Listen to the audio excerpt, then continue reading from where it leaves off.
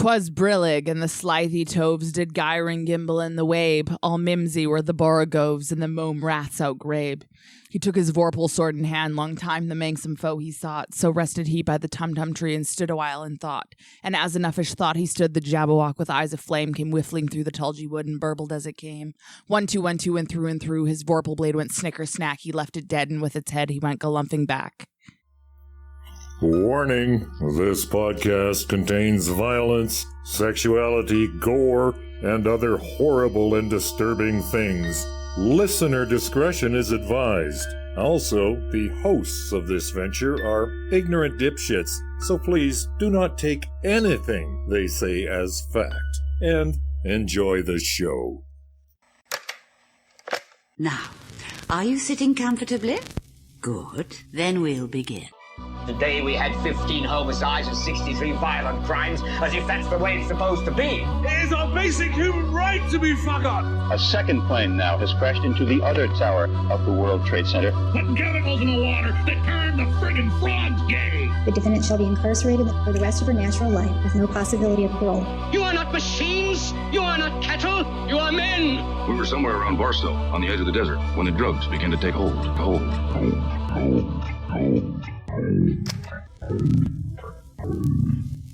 Occultae Veritatis. Hello, and welcome to Occultae Veritatis podcast. I'm Ood Gallifrey. Sage Murray! Richard Bigley. Bambi. And Valhalla. And Leon Filger. Leon Filger is still too high. He is missing in action. He was at the last episode for the last little bit, but he's missing in action. We know where he is, and he's not in action. Nope. Let's just be honest with ourselves. Yeah, okay. He means well. You don't even have to wait to the after show for this tip. If your friend has a low tolerance for weed, don't give him like a gnome baseball bat-sized joint. It's not going to go well. We are bad friends. Okay, he rolled it himself, so he can go fuck himself. Yeah, and then there were cigarettes being smoked, and he's like, oh, I'll just smoke it the same way. So it was truly like a social experiment to which he did not perform very well. It's fine. I'm really excited for him to give you like 1 gram of straight up THC though. Yeah, you guys are going to be laughing at me. GoPro time. Yeah. Fuck yeah. I want somebody that's going to be able to hold me down in case I get like rowdy. I'll sit on you. Okay, good. And also join Patreon. Yes. And buy our t-shirts and our masks and whatever. Yeah, we're really fun, you guys. If you are good boys and girls and people, you will contribute at least $1 a month to Patreon, because that would make you useful. That was hotter than I would have said it. I would have just screamed at people. Yeah, I got tingles. That was I good. kind of have a boner now. Jeez. Love you, Val. Sorry, not sorry. On Thursday, April 4th, 1985, a movie premiered on UK airwaves. Ooh.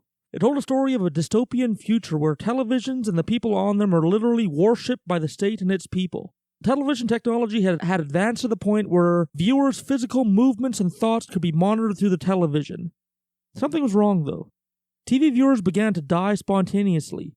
Enter wisecracking computer-generated alter ego Max Headroom, who manages to become the most popular figure on television, and he takes on the status quo. But before we talk about Max, we need a little bit of poison. So, what's your poison?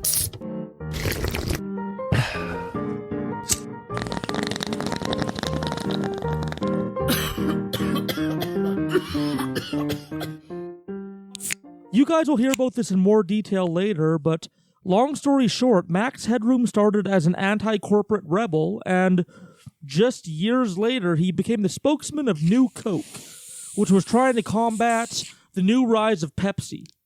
Because he sounds like that Minute of Hate from 1984. Yeah. You know? Yeah, like truly, that's what he sounds like. The Moment of Hate where everyone yells at the box in the corner. Or like in Fahrenheit 451, where they like the TV like brings the families in to the room basically, and it's all like I genuinely wonder which ones you'd prefer, because if we were children of the 80s and the rise of Pepsi was on the rise, would you be a part of the Pepsi generation or would you go with Coke?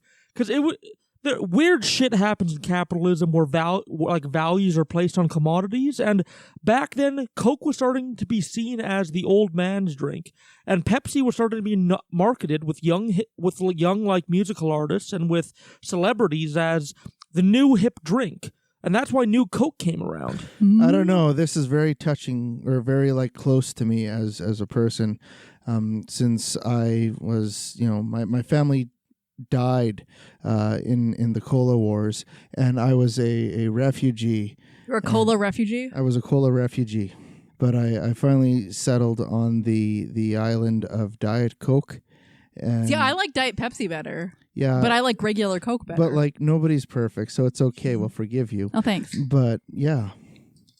I just like the aspartame, to be honest with you. I just feel like the more diet the product, like I just love that aspartame. Yes, yeah, I do. It's so delicious. It changes the carbonated fizz and just makes me feel like, oh, this is even more nothing, and I love it. You see, the thing for me is that like it's got to be Diet Coke out of a can, because I like that little bit of like aluminum bite to it. Whereas like if you get it in like a plastic bottle, you don't have that aluminum bite, and it just tastes a little bit on the smooth side, and it's just kind of repulsive. I didn't pay for smooth. Exactly. So yeah, actually I have like a 6-pack fridge in my office that I keep stocked with Diet Coke, and like everyone makes fun of me for it. Well, they make fun of me for a lot of other things too, but they make fun of me for that as well. So. Well, you just let me know who I need to, corporally punish. And they're like, look at him, the Cola Wars refugee. See, pudding. Like for me personally, I love to slurp down great cocktails. And so I don't like. You can mix like a highball with Coke or Pepsi or whatever, any sort of cola or Diet Cola. But I found as I've become an old man that I much prefer using things like club soda that will add carbonation without adding too much of its own flavor. Mm-hmm. Yeah. And then I'll make syrups and stuff like that to add sweetness, or I'll use some sort of bitters to add bitterness, and then complement that to the existing spirit and sort of build cocktails on my own. And so I really don't drink much by way of Coke or Pepsi anymore. I was definitely a Coke boy growing up. I mean, it's fine that you're fancier than all of us, but... This is a working class podcast, Bambi. We don't all have PhDs in mixology, college boy. Okay, so I definitely prefer like Diet Pepsi all the way for me. But between like regular Coke and regular Pepsi, I'm Coke all the way. I might be a Pepsi person. I know. Get out of my family. I will not, and I cannot. I refuse. Beppis is terrible. You're love terrible. My conch. My diet conch is important. Yes, and diet is different. It's way better. Gives me that aspartame to which I crave. Yes, diet is different, but if you had to pick between like regular cock and regular Pepsi, what would you pick? Regular cock. Regular cock. Yeah. Okay. Like I really can't taste that much of a difference between them. I do think out of a can is better than out of a bottle. So for that reason, I'm kind of enjoying this Beppis more than I'm enjoying this conch. But I don't think that makes much of a difference. I think it becomes much more interesting of a conversation if we talk about like the Coke suite of products versus the Pepsi suite of products. Yeah, I think because so. I do love a Dr. Pepper. Yeah. Oh, yes, please. All day, forever. Which is a Beppis product. It is a Beppis product. Diet Dr. Pepper is just as good as regular Yes, Dr. it Pepper. is. Yes, it is.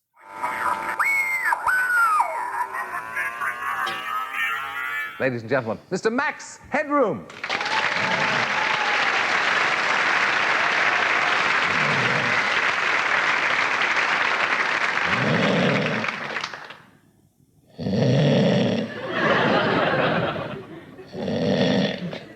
The unsolicited testimonial, eh? Thank you, Max. Solicited testimonial, big fella. Hi, Terry, old sport, we meet at last. Oh, you arrived here safely, Max. Well, I was lucky to arrive at all, big fella. Those guys with the car didn't know what they were doing. They took me to 3 TV repair shops before I got here. You're keen on giving advice, Max. I often hear you give advice in your program. I hope you're not looking for any here, because, you know, it's a tough business thing. Advice. You know, there's only one person I take advice from, Tara. And that's Vu. I mean, you've been doing interviews a long time. And I heard you were the one who talked King Canute out of his deck chair. Seriously, how do you get your audience going? You mean tonight? With considerable difficulty, sir. Now, Max, I started out as a disc jockey, so you can see what happened to me. I mean, the way you turned out, I mean, I've often thought that it's pretty natty. It's a pretty natty suit that you're wearing there. Oh, thanks. I'm not just a DJ. I just wear them. My petite joke. Excuse me. But the videos that I introduce, well, they're great fillers. You see, they give my audience a little bit of a breathing space in between bouts of me. You're an arbiter of style. I mean, you dictate. Well, I mean, what do you think? What do you think of the way I dress?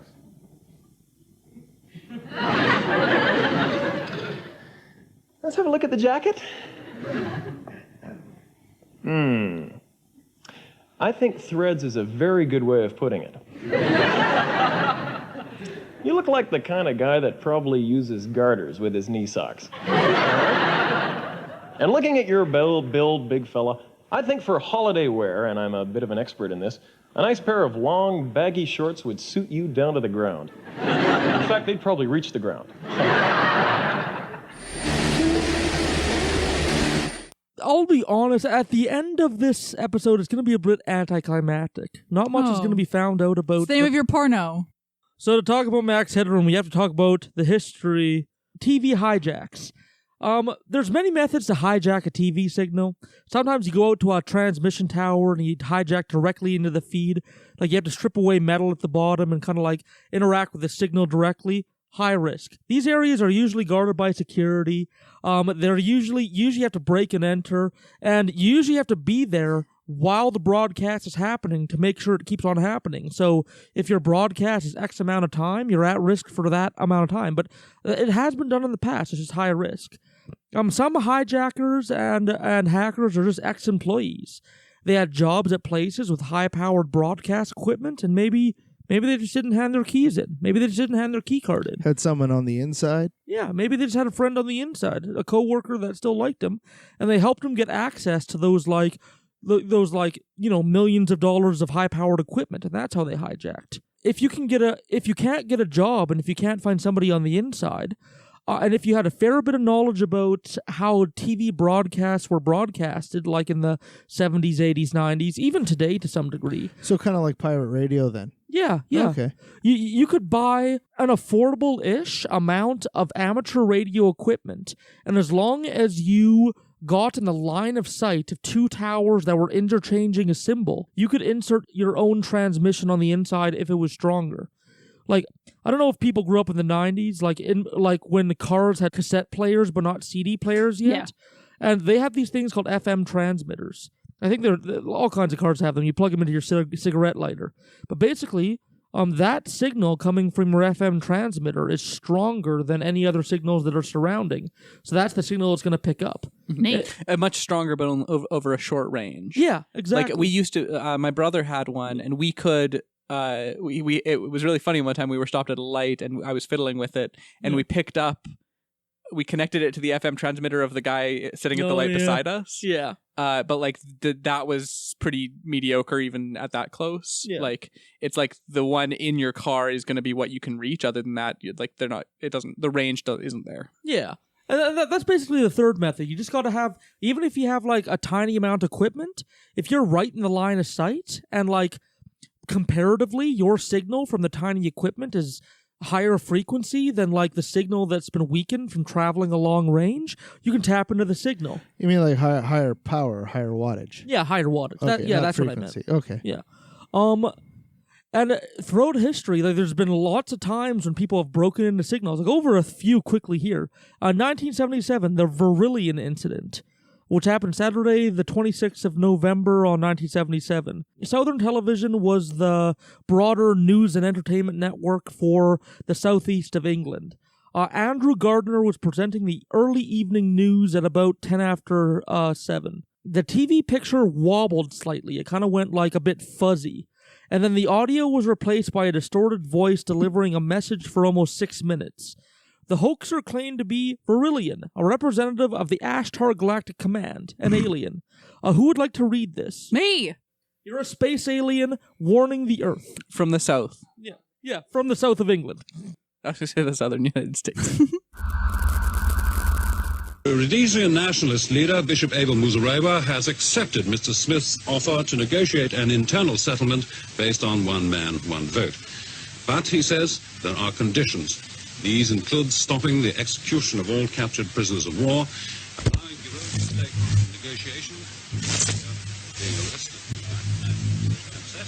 This is the voice of Verilion, a representative of the Ashtar Galactic Command speaking to you. We come to warn you of the destiny of your race and your world, so that you may communicate to your fellow beings the course you must take to avoid the disaster which threatens your world and the being on our worlds around you. This is in order that you may share in the Great Awakening as the planet passes into the New Age of Aquarius. The New Age can be a time of great peace and evolution for your race, but only if your rulers are made aware of the evil forces that can overshadow their judgments. Be still now and listen, for your chance may not come again. All your weapons of evil must be removed. The time for conflict is now past, and the race of which you are a part of may proceed to the higher stages of its evolution if you show yourselves worthy to do this. You have but a short time to learn to live together in peace and goodwill. Small groups all over the planet are learning this, and exist to pass on the light of the dawning New Age to you all. You are free to accept the protection teachings from those who learn to live. Many go as wide as this.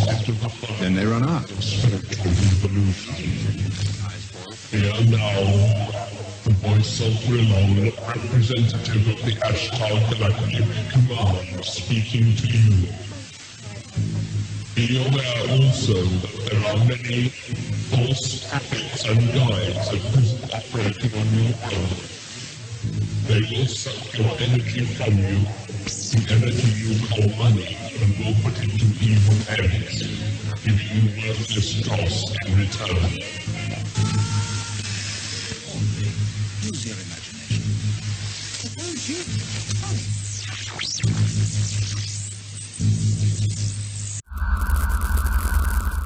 It's the dawning of the age of Aquarius. They like trying to warn as of like a pedophilic, Satan worshipping cabal of. Maybe.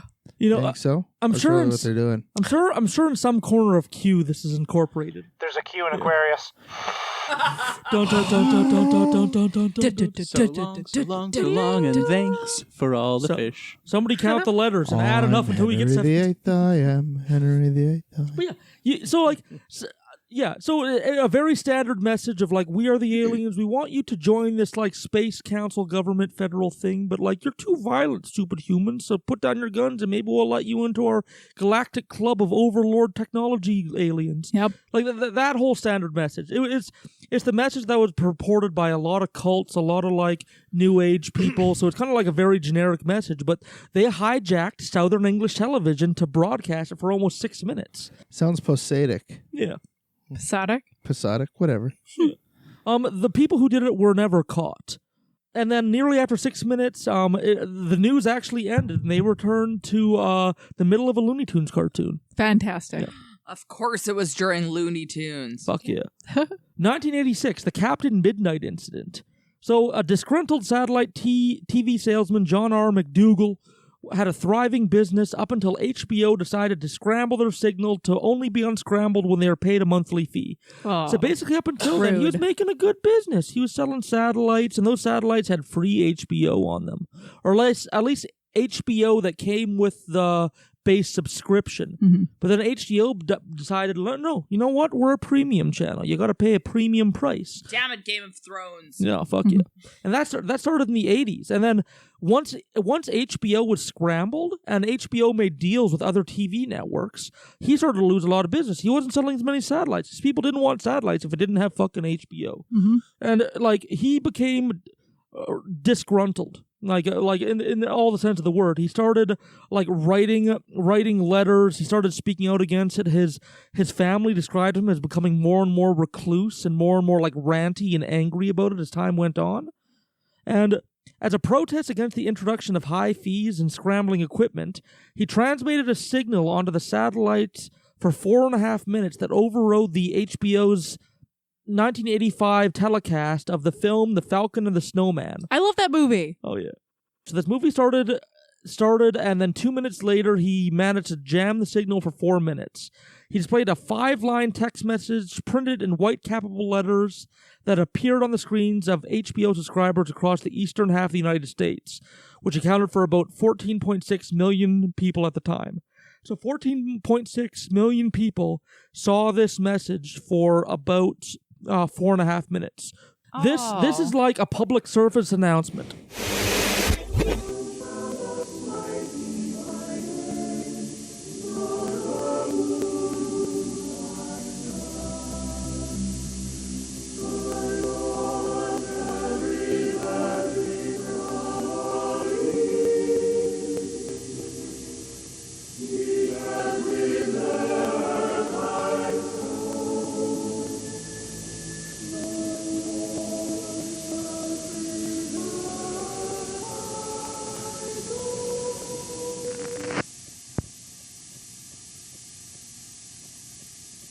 Good evening, HBO.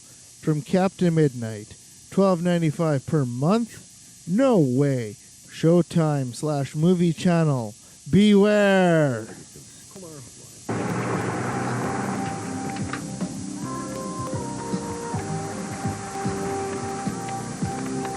Hello there. How are you today?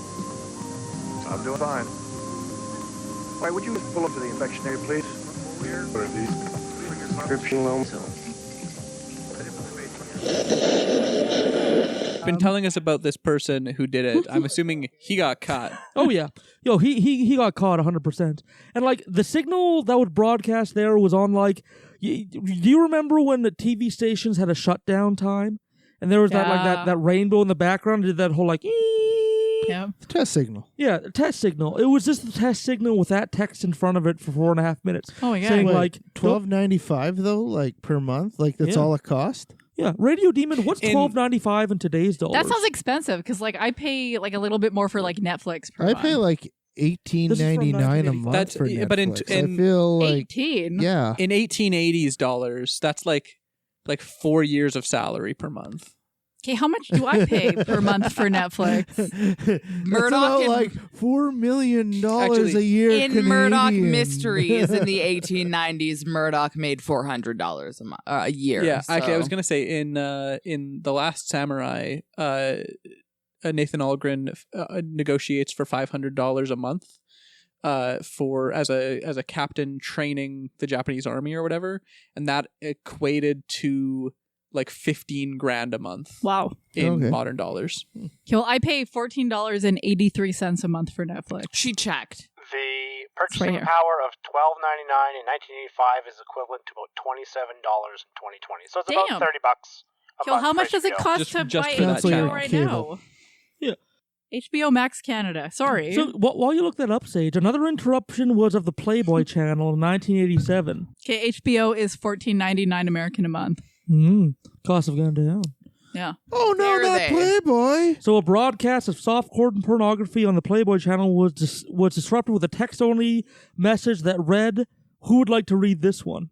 It's a Bible quote. Okay, I'll take it. Maybe I met the best of it, but we're going to be looking for a bigger policy. I know that she wants. Thus saith the Lord thy God, remember the Sabbath and keep it holy. Repent, the kingdom of heaven is at hand. So somebody saw a nipple. Somebody saw some dry humping. Some softcore porn on the Playboy channel. Yeah, some glamour lighting, slow rubbing. Oh, That's yeah. what it is. Yeah, some Red Shoes. Red Shoe Diaries? Yeah. I used to watch that. Red Shoe Diaries are still hot as fuck. Anyway, they decided to insert this religious message saying like, "Hey, all you with your meat in your hand, stop it, repent, Jesus." Yeah, and soon after, Thomas Haney, an employee of the Christian Broadcasting Network, was convicted of satellite piracy in connection with the incident. And so, like the guy who I talked about before, John R. McDougall, the disgruntled businessman, he was also convicted of television piracy.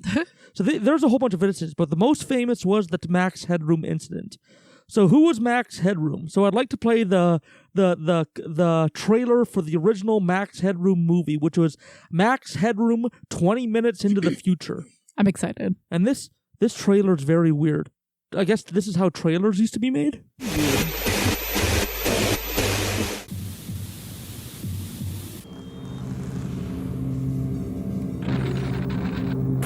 Shit.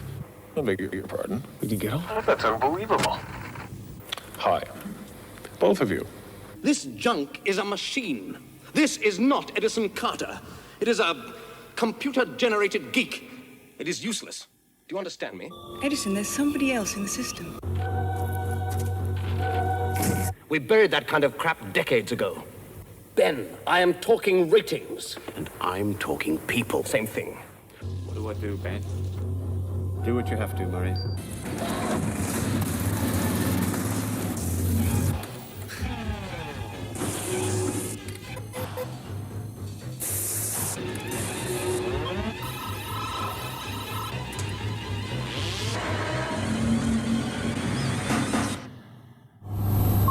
That was really fucking weird. It's really nice to know that motorcycle out of like car park or like, you know, underground garage kind of scenario escape scenes are still the same. It's still blue lighting in shadow plus man on motorcycle. Yeah. If the guy on the motorcycle had taken his MSF safety course, he probably would have been fine. Yeah, so the trailer was a bit garbled and it was a bit hard to follow. I think they were trying to like confuse people into being Well, they did intrigued. a good job. It looked like low budget, but while simultaneously very dated. Yeah. The plot is, in the far dystopian British future, everybody worships their television. The television controls all.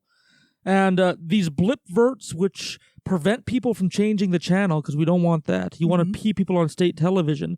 Will sometimes make people's heads explode, because those blip verts are too strong for puny, I don't know, peasant brains or something. Oh my God. Max Headroom, who used to be a reporter, like he was a reporter before he became Max Headroom, uncovers this. And then as he was escaping the facility with his information, they lowered that drawbridge and he smacked his head on it and like, quote unquote, died before his mind was uploaded. And that's why he was named Max Headroom, because that broken piece of thing had Max Headroom written on it. Yeah. And that's how he was written. He was written to be an against-the-norm, countercultural guy who was fighting against the corporate masses. Yep. He was fighting against this totalitarian TV network that was controlling everybody. Joke's on them. It wasn't the TV network. It became Facebook.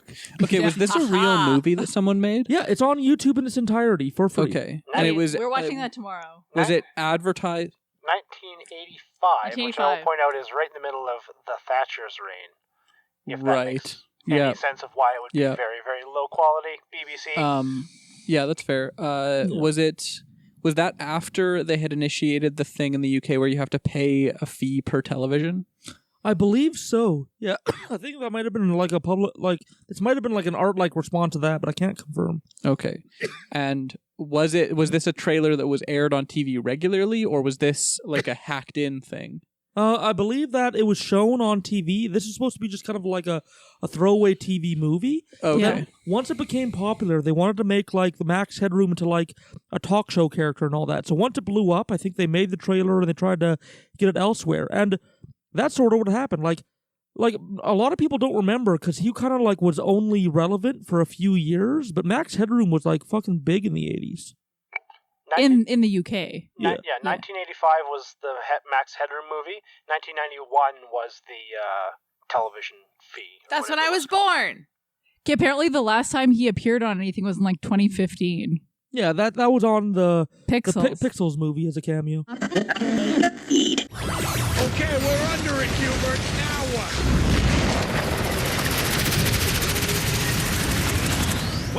Well. Look who's here. Hubert the traitor and his cheating friends. Come to beg for a second chance? You're in luck. The boss wants to meet you in person. So come on up. If you defeat him, you save your planet and destroy our warriors. But if you lose...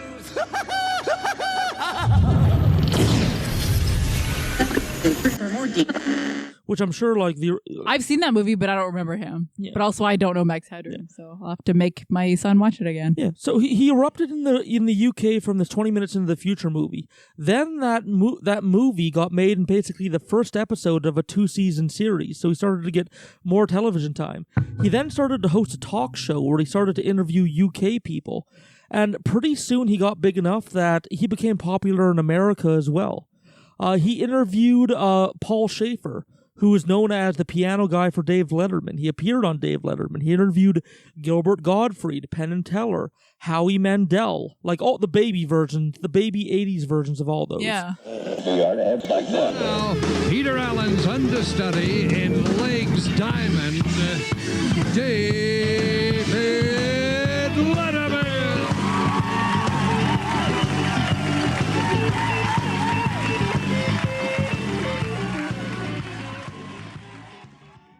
He is a new spokesman for Coca-Cola. He is also the host of his own television program on Cinemax, and he's one of the most popular television personalities in England. Let me just push this deal on here. Push it on right here. We're making he's making his American network television debut, folks. Please say hello to Max Headroom, if this is working. There's Max right there.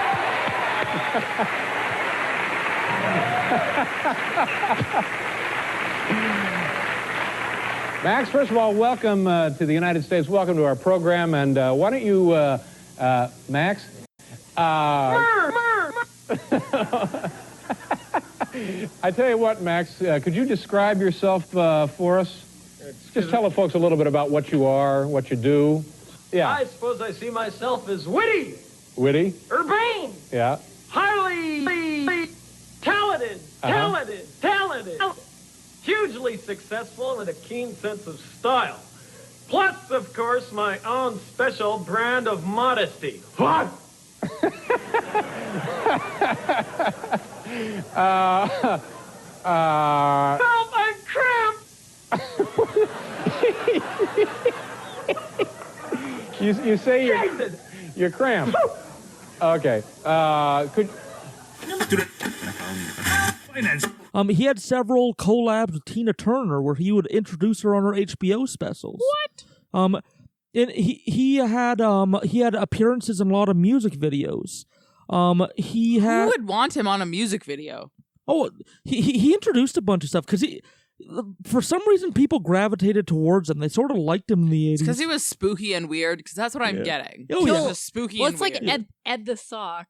And okay. Like so Champion the Insult Dog. Yeah. Okay, so like weird, and I would always skip it to Nardwuar. wait for much loud. Yeah. Actually, that's sort of an apt comparison. From some of the interviews I've seen him do, he's like a little less like combative, like Ed the Sock. Yeah. Like he's Nardwuar the Human Serviette. He's like a slightly less than hardball interviewer that likes to like troll his guests and stuff like that. Would you like an intro to a music video? Yeah. Thanks, Clippy. That's fuckwit to you, fuckwit. Relax. You're quite safe here.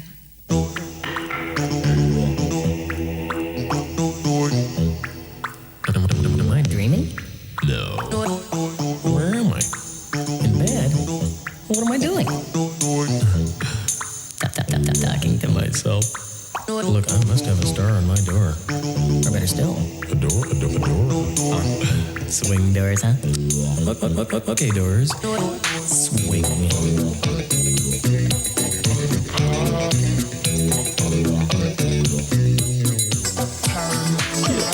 I hated every second Me of that. too. I don't get it, and I hate it. Can we make him our new OV pod No. personality? First of all, how dare you? Valhalla will not tolerate such things. It doesn't stop there. Like I said, for a few years in the 80s, he was big. He appeared on Sesame Street doing his own like weird style of ABCs. No, okay, find it. How dare he stand where Alice Cooper once stood? Thank you, Demon. However, how dare you? While he's bringing that up, he also appeared on Playboy, where they featured 20 questions for Max Headroom. He appeared on the cover of Newsweek. What the fuck is this? Why? Here's Sesame Street. Oh my god. I hate this already and I haven't seen it. B, C, D, E is for elephant.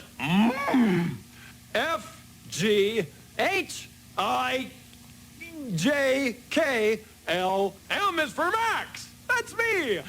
N, O, P, Q, R, S, T is for Tommy. U, V, W, X, Y, Z. So that's the alphabet, kids. Wait, it was British and they said Z?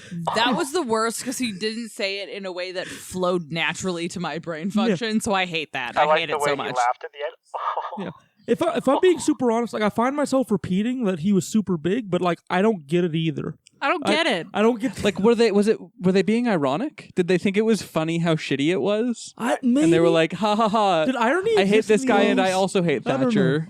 Well, I'm thinking it's probably this like fascination with a 3D generated character, because in the 80s, you know, that was probably really high the tech, creme de la creme versus. I mean, we look at it today and we're like, oh man, that looks like shit. But like in the 80s, that was fucking wild. It was the poop de la poop. I don't care how You know, fancy it was. And I think that was it. And just the idea of this, you know, 3D model that they can manipulate to do whatever they wanted with was probably I was gonna say, like, wild for them. What year were you born in, Richard? 1985. 1985. Okay. Yeah.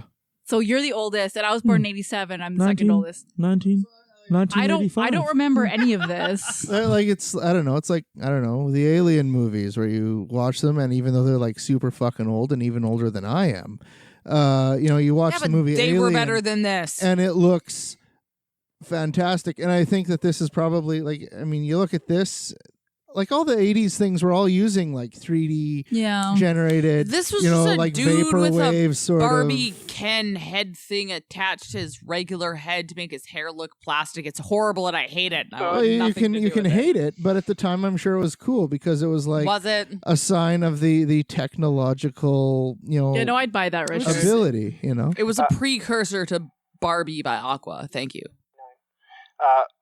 Ood had asked whether or not irony existed in 1980s.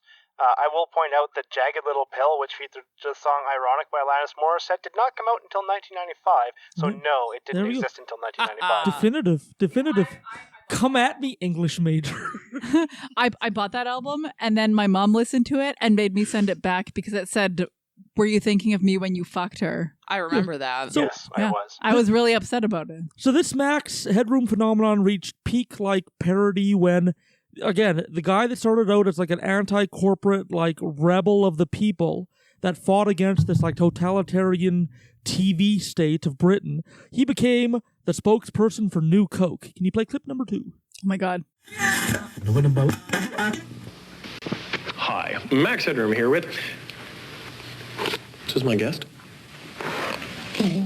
I heard you were big time in the old pop biz. Well, I'm going to take that as a no comment. So, nitty-gritty time. What I'm talking about, and you're not, is that more people prefer the new refreshing taste of Coke over Pepsi. Sweating?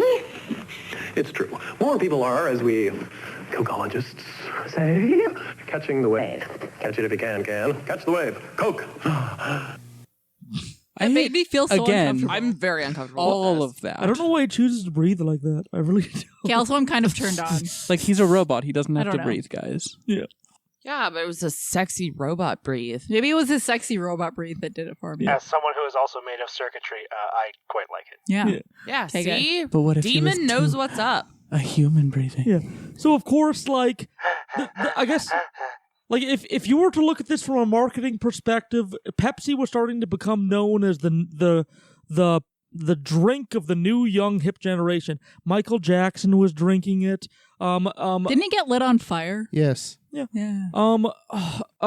Janet Jackson was drinking it. They had a bunch of deals with a bunch of celebrities, artists, and they were pushing Pepsi to be the drink of a new generation. I think that's even their logo or something close that sounds to right. So they picked up Max Headroom, the countercultural, who's going to tell you, you know what, Mom and Dad? I'm not going to drink your old person Coke. I'm going to drink new Coke because I'm a rebel who doesn't listen to anybody except Max. Like, so that's how it was framed, that this rebel, Max Headroom, is rebelling against the state of old Coke and Pepsi to introduce new Coke to the masses. Oh my God. Personally, though, if you compare this commercial to the past things, I feel like it's a different actor, but that's just me. Yep. On the topic of like 1985 computer animation, the Money for Nothing video by Dire Straits features, and it came out at the same time. So like when you compare the Dire Straits Money for Nothing video to like Max Headroom, you can certainly see why Max Headroom would be a much more appealing three-dimensional character versus, say, the Money for Nothing, which is... That's the microwave oven song, right? Yes. Yeah. So, no, I think it was probably fairly... Really like snazzy. Cutting edge. Right amongst the height of its popularity, something called the Max Headroom incident happened. Oh. So, like, Max Headroom was really only popular from, like, 1985 to, like, the late 80s. Yeah. So, like, it would be wrong to say that, like, the hype died and then the incident happened. This incident happened at the height of its popularity, which is weird because, like, this guy who was, like, interviewing pop artists and all that suddenly does this weird thing on this TV station. The first incident lasted for 13 seconds and happened at the 9 o'clock news, November 2nd, 1987. Can you play the first clip, please? And then I'll explain it. Then they scored again at the Lions 31. Wayne Larrabee called it like this on WGN Radio. 2-yard line, and McMahon back to throw. Dumps it over the middle. Wide open McMahon. Cutting left to the 20, to the 15, to the 10, to the 5. Touchdown! McMahon and McKinnon, 14-0 Bears. Then the defense, which hadn't put up a sack in 12 quarters, finally did.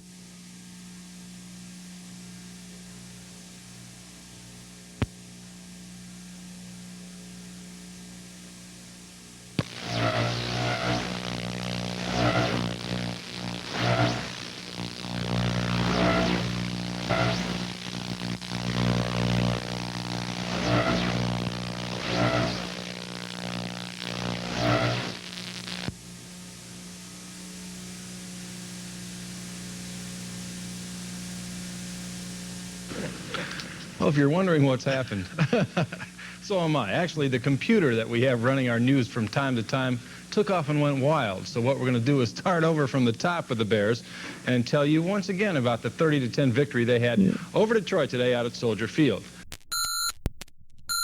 So this happened on WGN, which stands for World's Greatest News. Pretentious. Dan Roan was covering the Chicago Bears' victory over the Detroit Lions, which is apparently a football team. I think that if it was actual Bears playing actual Lions, I think the Bears would take it, but I digress.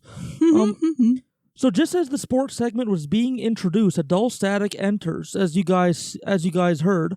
There was no real audio track. It was just that dull, blank audio that comes from the TV signal. Nothing was put in. And there was just 13 seconds of a weird scene. Something that's different from the Max Headroom we've seen before. The Max Headroom we've seen before was makeup that was built up on somebody. And it was shot in a way to make it look like 3D animation. This instead was a Max Headroom mask. It was a mask. A full mask. So that Robbie Rotten. Yeah. That's who it looked like. Yeah. It was somebody. Rest in peace. It was somebody in a mask and an oversized head with sunglasses, square chin, white teeth, blonde, slick back hair. Very much Max Headroom. It was a Max Headroom mask. It wasn't like a repurposed. It was like a marketed Max Headroom mask. There's something behind them. It looks like corrugated metal that's twisting back and forth. And the character seems to jerk their head and shoulders up and down, and it almost seems like they're laughing or shouting. But like they were like laughing or just like vibing, kind of. Yeah.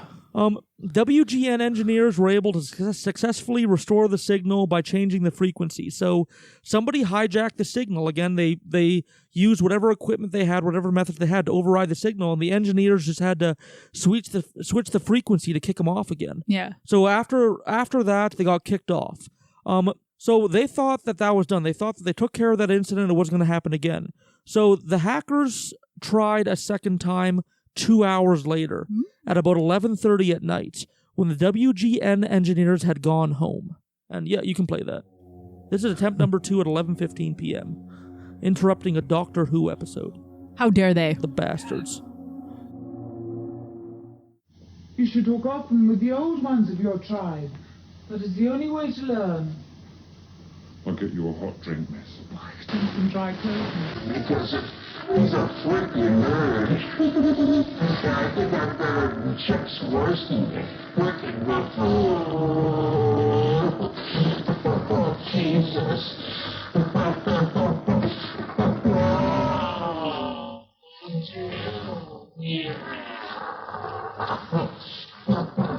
That's the way.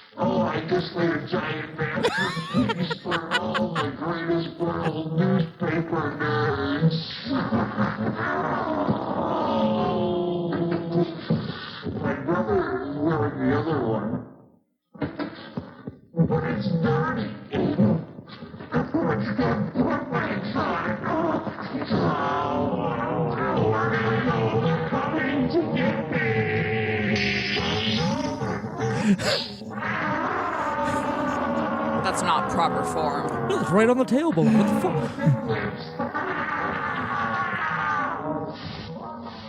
Ooh. What? Too close to the spine. Yeah. No wrist flick. Yeah. And like, even if you hit the right part, it's kind of half-hearted. Yeah. Yeah. That was bizarre. That's so weird. Now, the 80s were an interesting time. Yeah, but like, could they not have left Doctor Who on and left us with that same level of confused face? Yeah. Like, I'm going to analyze like what I think they were referring to, but like even at the end of my analysis, I couldn't find a point they were trying to make. Yeah. No. This almost seems like they're just shit posting. You know, it's shit posting in like 1980s shit posting. Yeah. Yes. You know the saying like dogs chase after cars even though if they caught one they wouldn't know what to do with it? Yeah. I think this is the TV hijacking equivalent to that. They hijacked the signal. They didn't know what the fuck to do with it. They were like, haha, let's be funny and spank bum. Yeah. Well, I mean, what if you had the attention of millions of people for the next And that's 30 what you came up seconds? with? Come on. Well, I mean, you Flash don't know, me you don't some- know if it's going to work or not, Flash me probably some to start D. with. Don't do a half-hearted It was whipping. the Come on. 80s. It was No, but the I mean, to 80s. start with, you probably don't even know if it's going to work, and then suddenly, holy shit, it's working. Yeah. So that's what you came up with? And you're Yeah. like, well, fuck, okay. And then you just got some guy fucking around. He's probably Yeah. wearing the mask because he doesn't want to get busted by the feds. Yeah. And boom, there you have it. Yeah. You know? I'm going to put the video in Fuckery. the show notes. I encourage you to watch it because like unfortunately this audio podcast has a visual component. Now, you need to see this shit because it's weird. It's funny. If NCIS or Criminal Minds have taught me anything, we're looking for a white male between 25 and 40 years old, white, enjoys punishment, but also likes seeming like he has control. Gideon could solve this, okay? Yeah. Oh, yeah. So let's go over what he says. So he starts out with saying, and I'm going to tell you whether I think that it's clear, not clear, or I'm just guessing. Because like, I went over a few different interpretations. That's just one of them that I showed you guys. But there's a few different interpretations as to what exactly is being said, especially since the audio is so garbled. But he starts out with saying, because if he's a freaking nerd, he, I think I'm better than Chuck Swirsky, freaking liberal, oh ho ho Jesus, oh ho ho. Who is Chuck Swirsky? He's an American-Canadian radio sports announcer. He did the play-by-play voice of the Chicago Bulls for years and years. The Chicago Bulls are apparently a basketball association. I think actual Bulls would be very terrible at basketball, but I digress. Swirsky's association with Chicago sports started in 1979. I listened to some of his radio shows through the years. I looked for like controversies, if he's gotten in trouble with like, I couldn't find anywhere where he really like brought politics into it. Yeah. I think that he got called frickin' liberal because he was associated with WGN, World's Greatest News, which is going to become a thing more and more as Max Headroom goes on. Yeah, that's Chuck Swirsky. Yeah, then he says something that's unintelligible. He says, my Geo, Mangio, Angio, Mangio, something like that. I was trying to look up names of local people that had that last name, but I couldn't find anything in the Chicago area, so I couldn't make that out. The next one that's understandable is ho ho ho, catch the wave.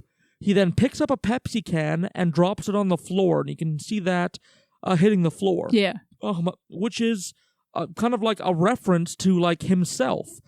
He was a spokesman for New Coke, and he was saying the catchphrase for New Coke while dropping a Pepsi can. Yeah. Like, even though this TV hijacker was using Max Headroom's identity, he was like pulling memes from Max Headroom's like filmography and all that. Yeah. Like referencing New Coke. He then says, my love, your love is fading.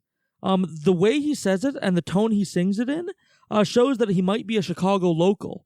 There was a Chicago soul musician named Lou Pride who had a song called Your Love is Fading with the same tempo, the same lyrics, the same like length. So it seems like he was singing that song.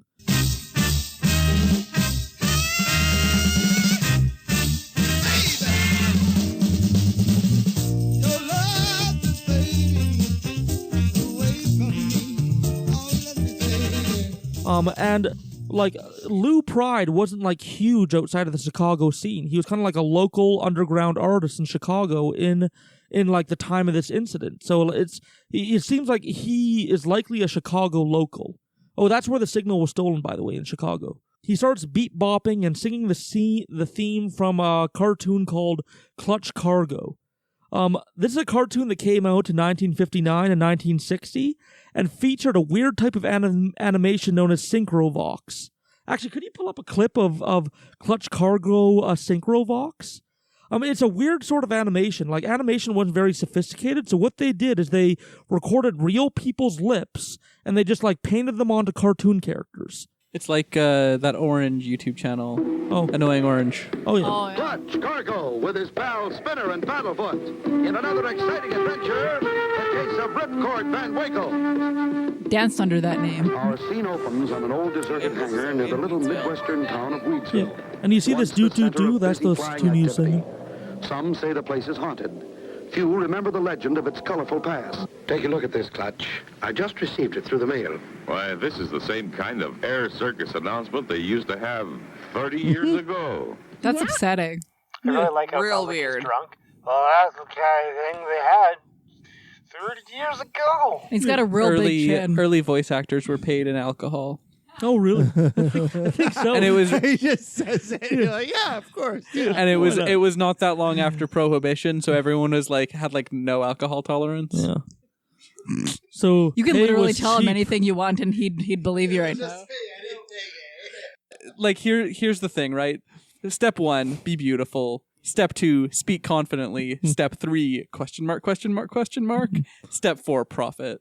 Like it's really Phase 1, collect underpants.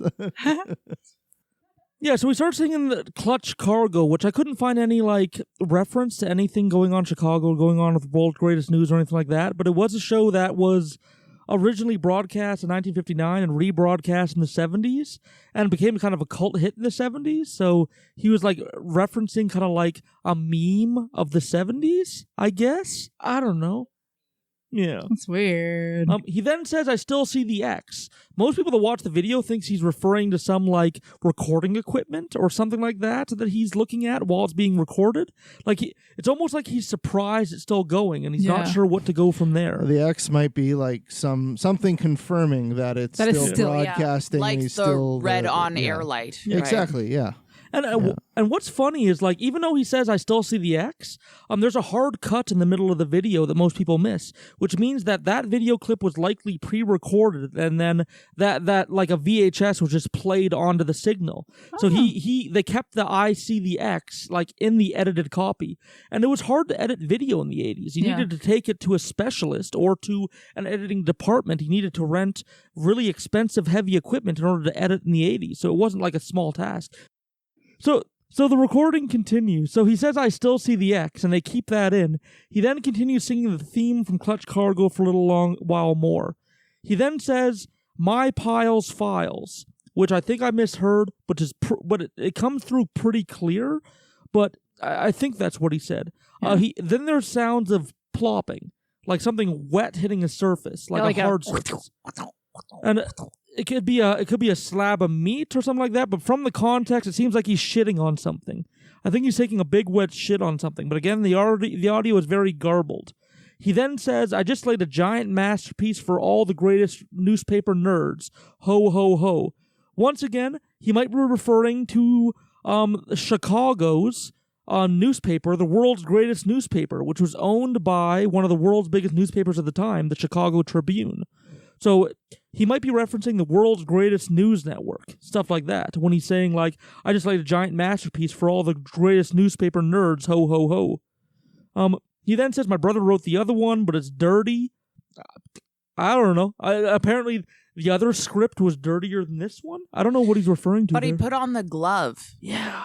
Right? And it was like a weird, like a hamburger helper, oversized, like Mickey Mousey, white kind of cartoon glove. Yeah. And then he waved it and then whipped it off when he said that. Like, so it was as thick as a welder's mitt, but it wasn't built like a welder's mitt. It was built like a Mickey Mouse glove. Yeah.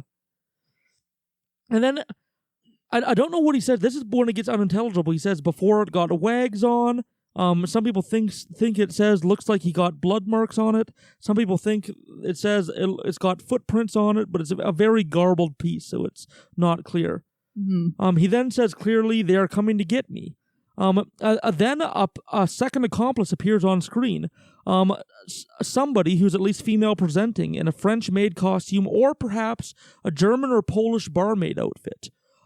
Polish and German festivals were commonplace in Chicago, so that might have been a factor. But the video is very low quality. We don't know what she's dressed in. The female presenting person then says, "Bend over, bitch," and as Val pointed out, she gives a very half-hearted spanking with a fly swatter directly on his spine, directly on his tailbone. Like, it wasn't on his ass. It was like on his It was back. bad form. Yeah. Bad form. It was bad form. Yeah, tailbone spanks are... I wouldn't recommend them in the grand... Is there any kink I can think of that would be... I don't know. I guess there's a kink for everything, but I've never heard of that. Voluntary disabling, I maybe? guess. I don't... that's not a I'm thing. not kink shaming, I don't but know. it's not mine. I don't think I would play with somebody. I don't think I would engage in like, hey, I really like tailbone spanks. Pass. Not comfortable. Damage my C5 specifically. Yeah. So who needs that coccyx? While she's spanking him, Max Headroom goes, ow, and moans a bit. He then says either only a few lips, only a few licks, only the fingers, something like that. And then the transmission quickly ends. Mm-hmm. Now, surprisingly, we don't know much about what happened. John R. McDougal, the guy I mentioned before, was fined $5,000 and served 12 months in prison. So Damn. Even though this is silly, this was breaking federal law. Right. So the FCC, which is the Federal Communications Commission, and the FBI got involved and started investigations. The FCC found that the signal probably came from the northwest portion of Chicago. They were probably in close proximity with the Sears Tower and the John Hancock Transmission Tower. Those are the two towers they had to get in between to get that signal in there. Yeah. And so they're in there, and they narrowed it down to 3 square city blocks, which sounds little, but square city blocks are giant. Yeah. That's still hundreds of buildings and thousands of people. Right. And they think that it came from a rooftop. Is there a prevailing theory that they beamed their own signal using home-bought equipment and a great knowledge of radio gear? They had to know exactly the right angle to get into that signal. The FBI tried to investigate. They tried to find the identity of the person beneath the mask. They went through it piece by piece. Recording equipment that went on all the time wasn't around in the 80s, at least not on a government level. So they actually had to source videotapes from amateur people who were intending to record the Doctor Who episode. Yeah. And they blew up that as big as they can. They tried to look for little things they could pick up on, but the FBI never found anything definitive.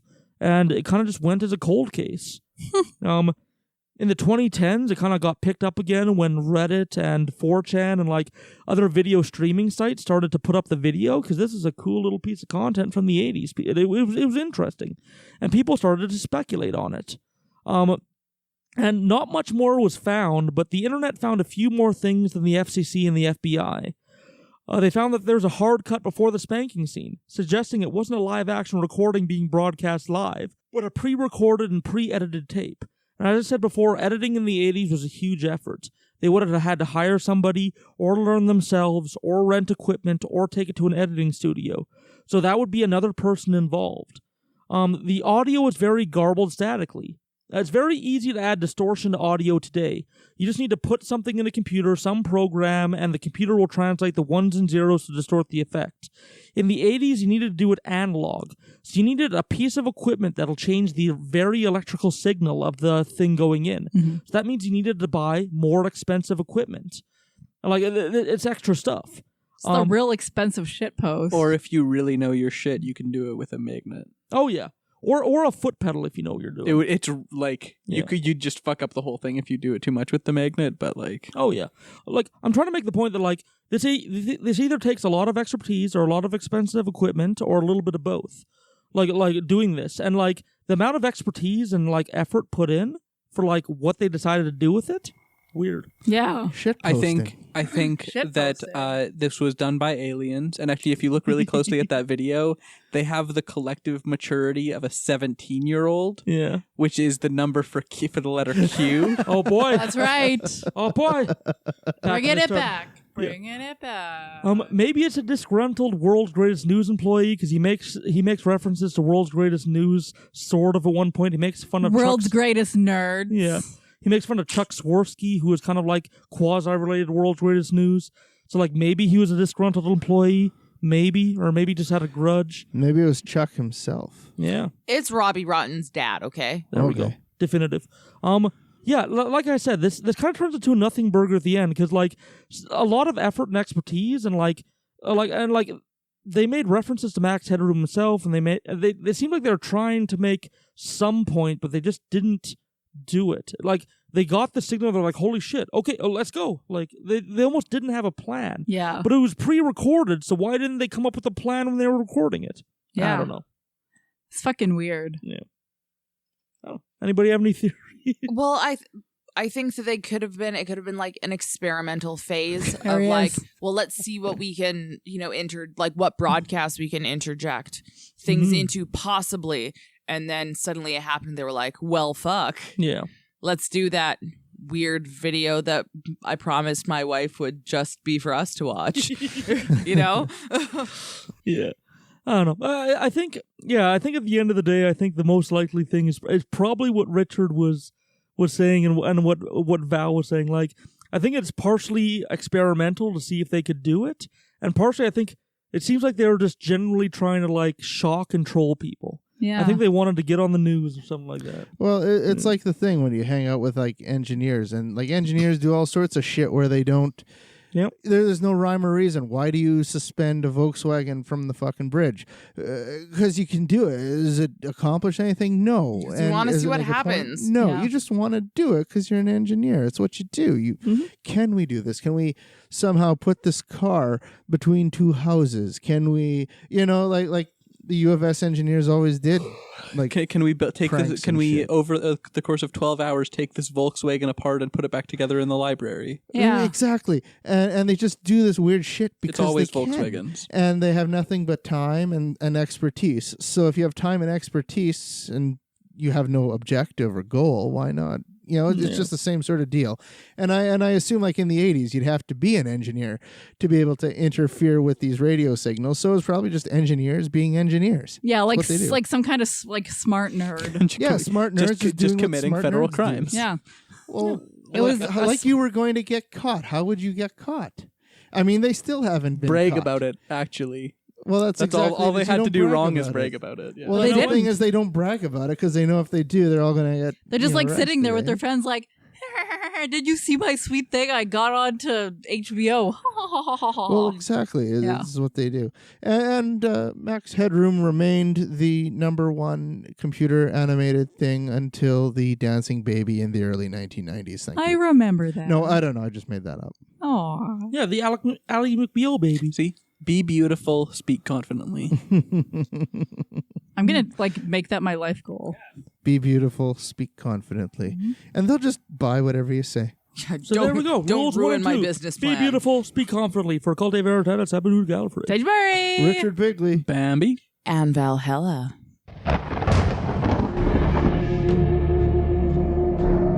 Goodbye, love you. I have a joke for the end of the episode. Do it. So Margaret Thatcher has just taken office, and as is normal for the Prime Minister of the United Kingdom, she goes around, visits all the British overseas territories and such. And on the way, she stops through Argentina. As she's going through customs, the customs agent says, "All right, okay, name, Margaret Thatcher, good, and occupation?" And she says, "Oh, not quite yet."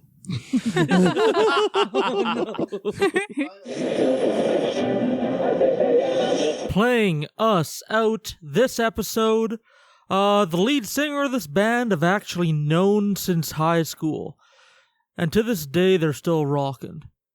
From the group Afterglow, this is their second single, I believe. P.S. I Hate You. You can find them anywhere on the internet by typing in Afterglow music. Thank you, and see you in the after show where I'll be reading some prayers to Val.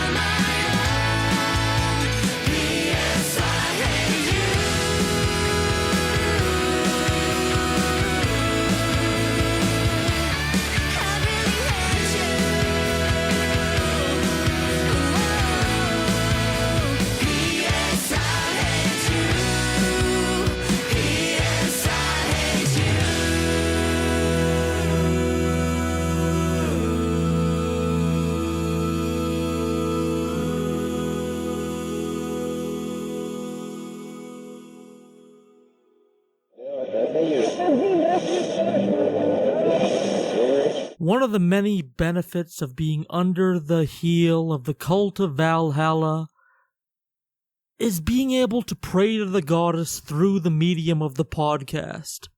For little as $1 a month, you too can join the cult of Val and pray directly to her and have your prayers read out on the podcast. And of course, if she's merciful, her praise will be blessed down upon you, and maybe your prayers will be granted.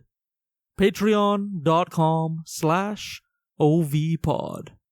Let's go through the prayers of the patrons.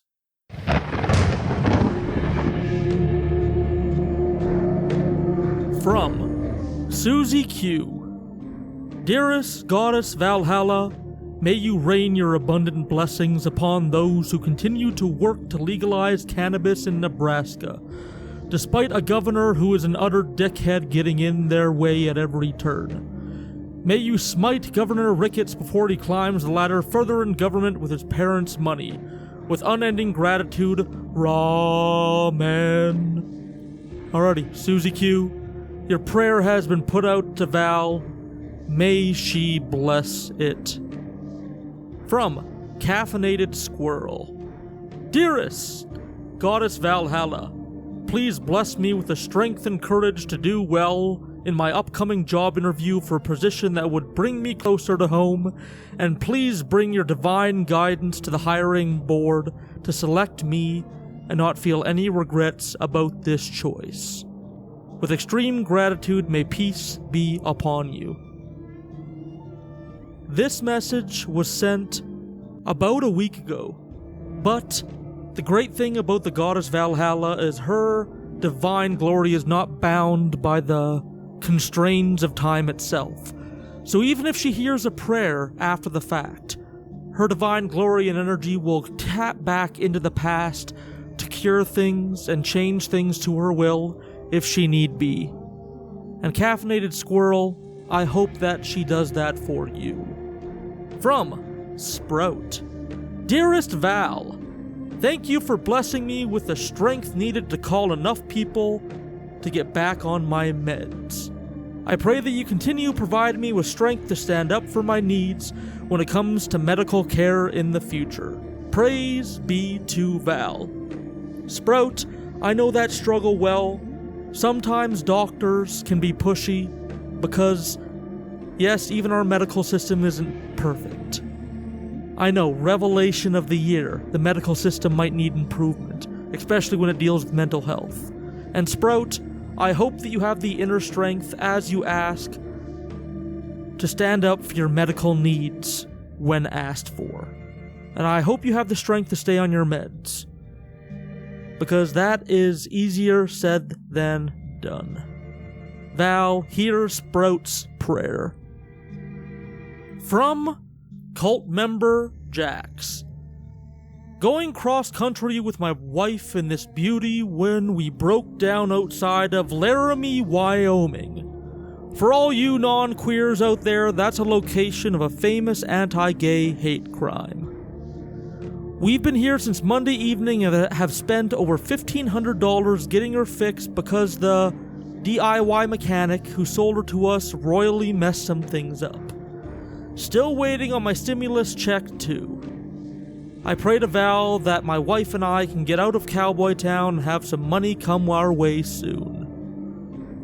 Jax, I hope that you and your wife are in a safe place, and I hope that you were able to get out of the situation you were in. Like I said, Val's glory can transcend time and space, so hopefully she was able to intervene, and hopefully you guys are in a safe place.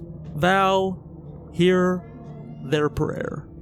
The last prayer I'll send today to Val is from Papa Bray, known for furry Twitch fame. Dear Val, please send more beer. That is all. Praise be.